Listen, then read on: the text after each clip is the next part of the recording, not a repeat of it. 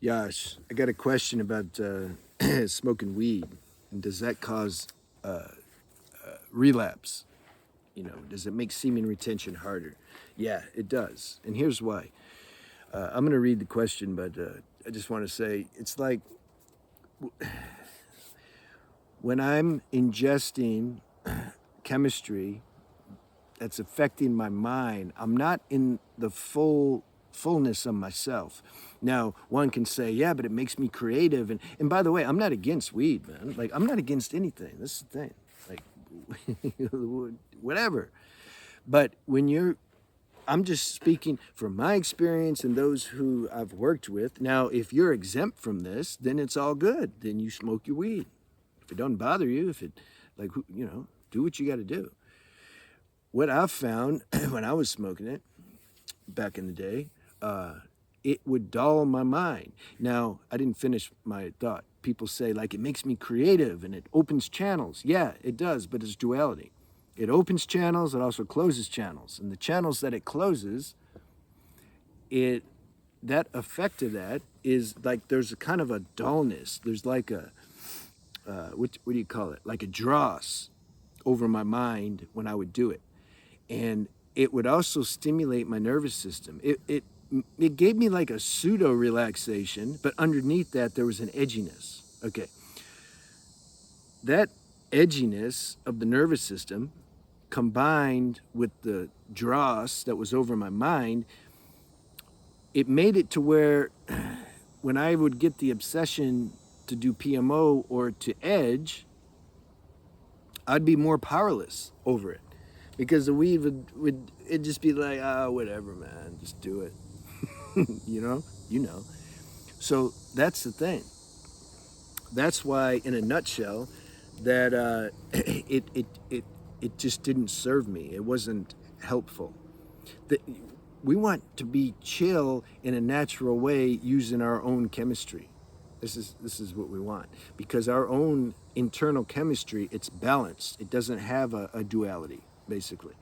When we're using external things, it gives a counterfeit like medicinal effect. Now, if you can do it once in a while or something, yeah, whatever. You can do anything once in a while for the most part.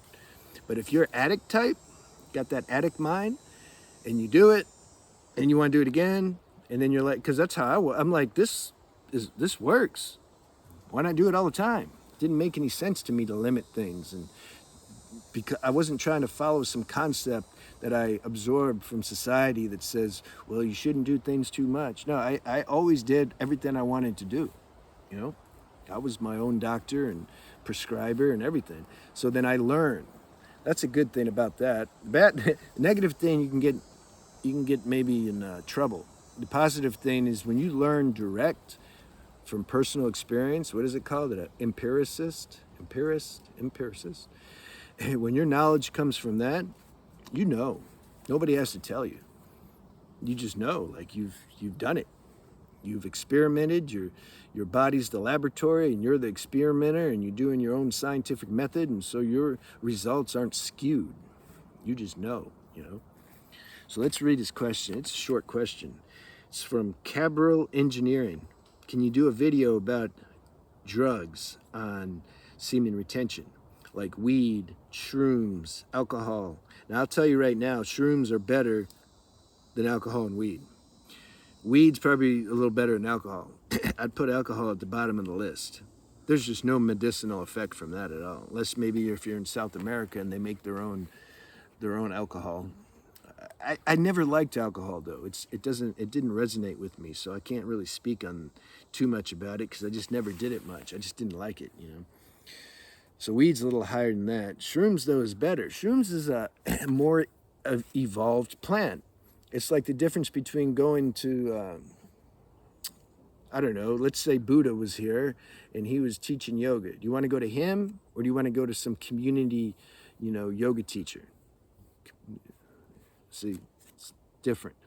San Pedro, cactus, ayahuasca, I'd put them on another level, higher than psilocybin. But psilocybin's pretty good. It's just a little risky. Psilocybin, mushrooms don't care, man. Like there's no safety switch. You do too many of those, it's like, that's why I think they have, when they depict mushrooms, they have cartoon characters. It's like mushrooms is just a cartoon. He's the entity, the spirit of mushrooms is so playful. But it's like says, look, if you do me, you do too much, it's on you. It's like it's not like taking care of you. It does though also. It takes care of you. It took care of me, but you got to be smart about it. You can't do too much. See, I feel like I always forget his name. The guy that I talked about him before, Terrence McKenna. He just did the stuff too much, and that's why he had that last really bad trip. He says somewhere, he's like, the mushrooms turned on me. It was so good for me all the time, and then it turned on me. And then he just got scared, and he stopped talking to people, and it messed him up, because he probably did too much. You got to listen to intuition when it tells you, like, am I using this as an escape? Am I becoming dependent on it to give me a spiritual experience that I should be experiencing myself? We can use these medicines as a kind of a kickstart. It kickstarts the spiritual tendencies. It changes the track of the nervous system. Most people just operate in the same groove their whole life. You do something to them, they react. A lot of people, I could make them feel really good if I said certain words, and I could totally shatter their world if I said negative things. They'd want to fight me, or they'd cry or something. Why? Because they're just they're like robots. They just react. You know which buttons to push, and you're going to get a reaction. See, we want to be free. So these medicines, particularly the psilocybin and the other ones I mentioned, they can change the track in the nervous system. And then all of a sudden, it's like a train that's going down the track, and let's say there's another track. Instead of just continuing this track, it like goes down the other track. So now you start to experience a different perception that you haven't had before.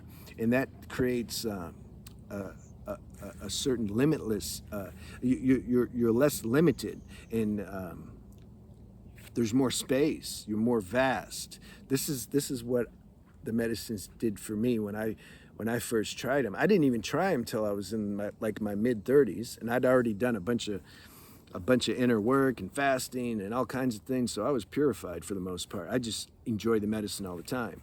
The negative side is it can bring stuff up if you're not ready. If you got darkness and suppression in you, it can bring that up too fast, and then you can get in trouble.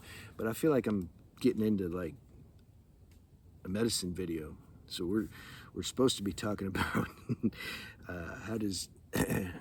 why does smoking weed cause relapse? So I'll finish this question. So can you do a video about drugs and semen retention, like weed, shrooms, and alcohol? Okay, I'm doing that. And okay, this is a good part. And the desire. How do you get the desire to do these things to get smaller and smaller as time goes on? All right, so see, his intuition's already activated. Sun's coming out. And he wants to know, like, so he still has a tendency to do them, but something inside knows. He's like, you know what? I want to depend on my own inner power. I feel like I've done this stuff enough, and but yet the desire to do it's still there. How can I reduce this desire? Like, I can feel it might be going the other way.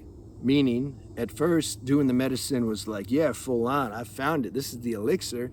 That's how I felt when I first did San Pedro cactus.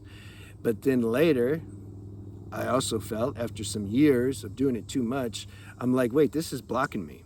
This is overstimulating my nervous system, which then, when my nervous system's super restless, then I want to edge, or I want to act out somehow to get rid of that feeling. I want to escape it. And so then that's how it's not good. So how do you make the desire to do it less and less? Okay, the first step, which you're already doing, is you're becoming conscious of it. Focus your attention more on this inner feeling that you have to not do it. This is first thing, but you usually need more power than that. That's why I talk about diet and lifestyle habits. When you do things natural, like being in nature, this somehow, the nature grounds you. Or if you're at a beach or something, or go to some private beach and rub the and get wet and rub mud all over your body. That helps ground you. You need to be grounded. The more grounded we are, the less stress we have, and the less tendency we're going to have to want to do these things, this external chemistry. And the more we'll be able to listen to our intuition, the less of a bite and a pull these desires are going to have over us. This is why I'm a proponent of full spectrum lifestyle. It's not just semen retention, that's all I got to do. No, you got to do everything because you want to do it, not as a rule.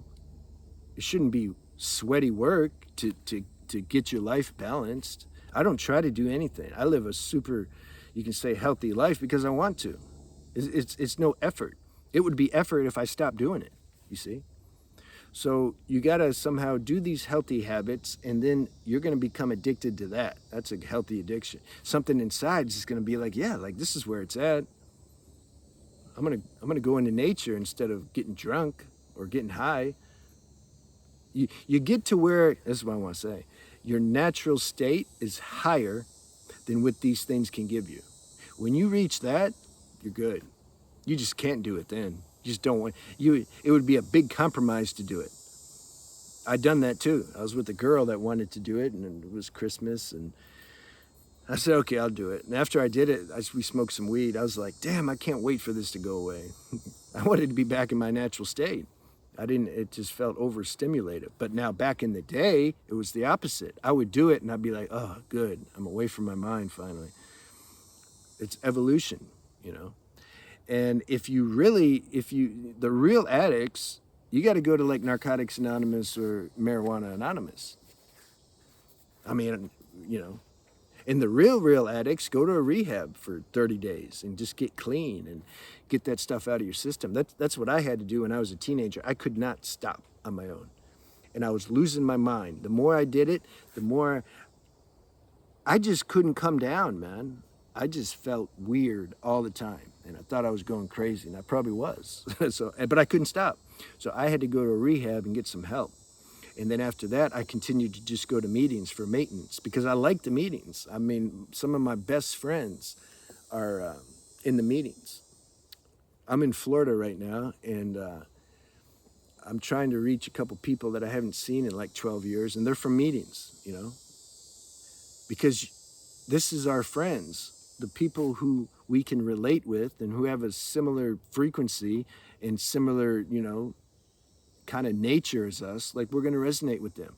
I can't resonate with a librarian who never done anything. We just wouldn't, you know, there's nothing there. So that's the thing.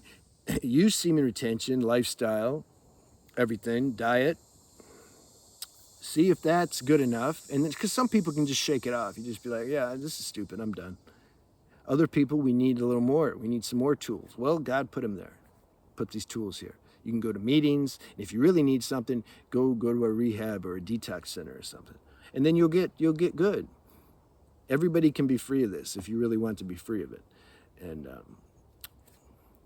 let me know if that worked for you. All right, see you.